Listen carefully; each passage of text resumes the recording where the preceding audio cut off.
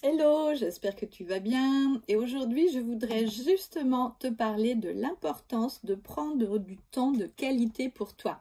Alors, c'est un petit peu bête à dire parce que ça paraît naturel, mais dans nos vies actuelles, nous sommes nombreux à les négliger, à les repousser à plus tard.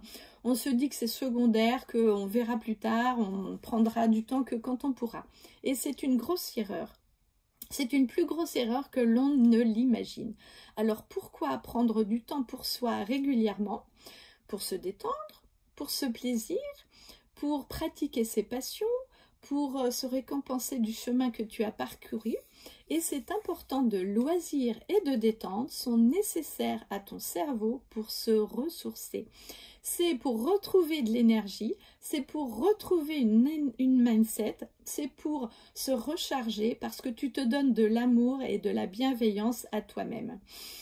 Tu te sens ressourcé et quand on est ressourcé avec nous-mêmes, on est plus à voir les choses positives et on est plus ouvert aux autres et on est plus décontracté. Cela a un impact incroyable sur les autres parce que les autres verront que vous serez efficace et que vous serez plus concentré sur vos capacités en fait à vous organiser, à planifier les choses, à avoir une créativité et vous aurez une capacité d'écoute plus enrichissante et plus forte à ce moment-là.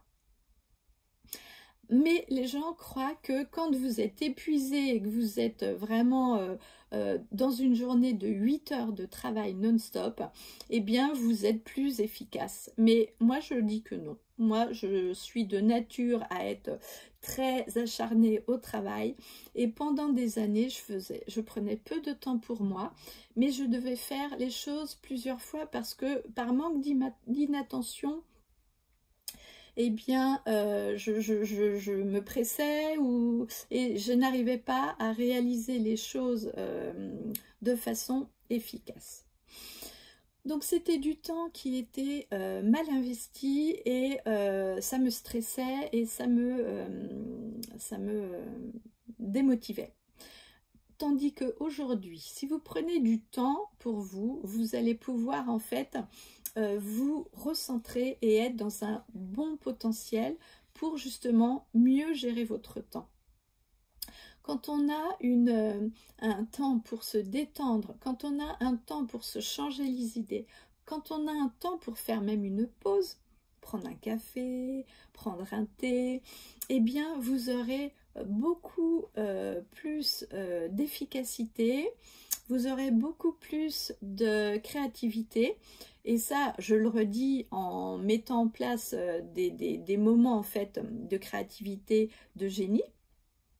Et justement, si vous avez une conversation simple, là vous allez avoir des intuitions qui vont en fait vous permettre d'aller plus loin.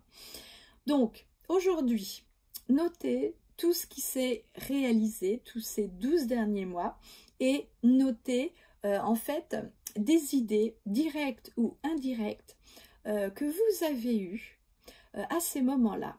Mais c'est vrai que si vous n'aviez pas pris en fait ces pauses ou ces moments en fait de détente, vous n'auriez pas eu ces idées-là. Alors, voici 3 conseils pour justement mettre en place votre mois prochain. Donc, le premier conseil, c'est planifier. Donc, planifier en fait un rendez-vous avec vous-même. Donc, comme vous le savez, je propose le guide planification, c'est gratuit, n'hésitez pas à le télécharger parce que dedans, vous pouvez mettre justement des zones en fait personnelles, professionnelles, avec vos enfants et avec en fait votre famille. Mais si vous ne planifiez pas en fait dans votre agenda, il y aura toujours un imprévu qui vous empêcheront de passer à l'action ou de les manquer en fait. Ne manquez pas ce rendez-vous avec vous-même. Et ce moment-là, vivez-le à 1000%. Si vous voulez qu'il soit efficace, si vous voulez que ce soit bénéfique, vous devez le vivre à 1000%.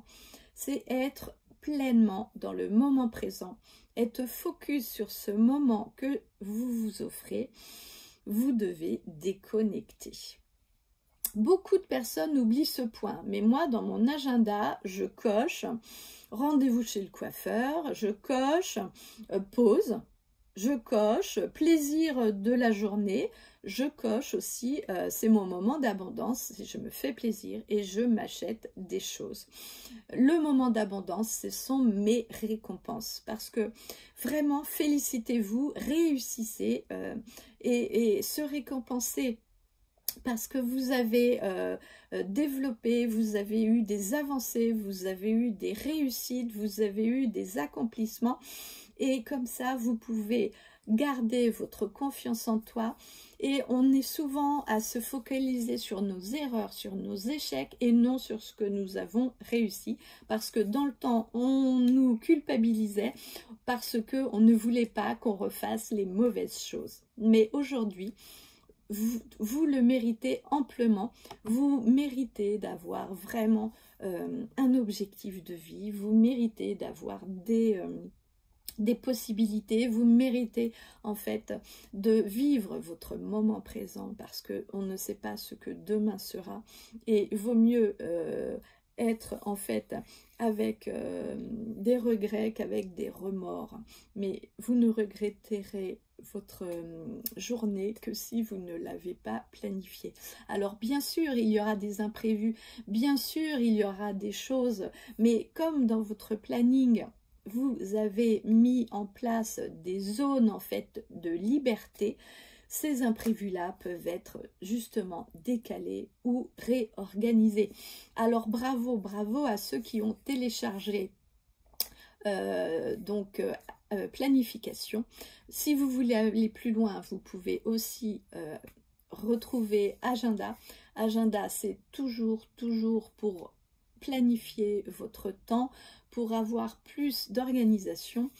Donc n'hésitez pas à le télécharger, n'hésitez pas à aller voir et je vous parle de mon blog Miss Alpha parce que dans Miss Alpha on met aussi tout ça en place avec justement des outils de développement personnel pour être dans votre mindset et pour être mieux à même de gérer votre temps.